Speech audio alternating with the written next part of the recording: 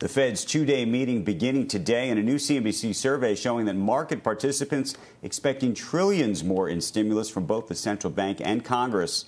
And for that, we want to get over to Steve Liesman to walk us through what may or may not happen. Steve. Good morning, Andrew. Yeah, that is the expectation of markets, and certainly you can argue about how much of this recent market run has come as a result of all of the stimulus and the expectations for more stimulus.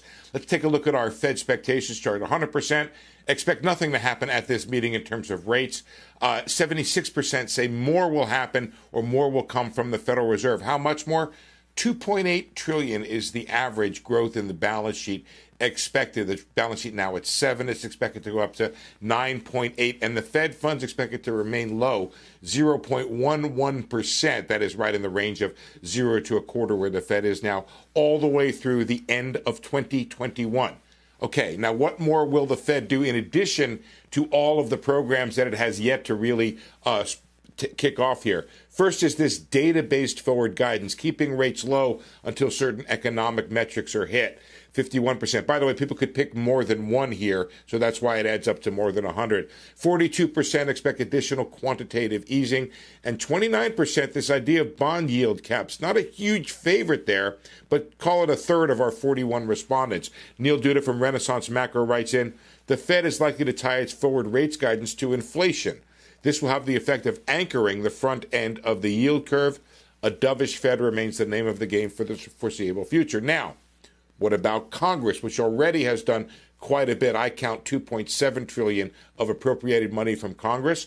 54% say that Congress so far has done less than it needs to do. 20% say it's about right. 27% say more. How much more needs to be done?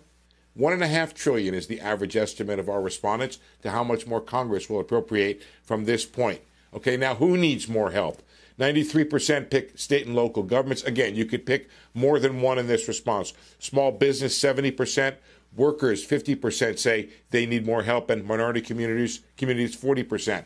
Finally, this thing was done after most responses came after the jobs report, and there was some optimism in the survey, with Lynn Reeser writing, the U.S. economy is resilient and the recovery has begun. While this downturn has been exceedingly deep and widespread, it appears to have lasted just 2 months. And that comes, by the way, before yesterday the NBER declared that we are officially in a recession here.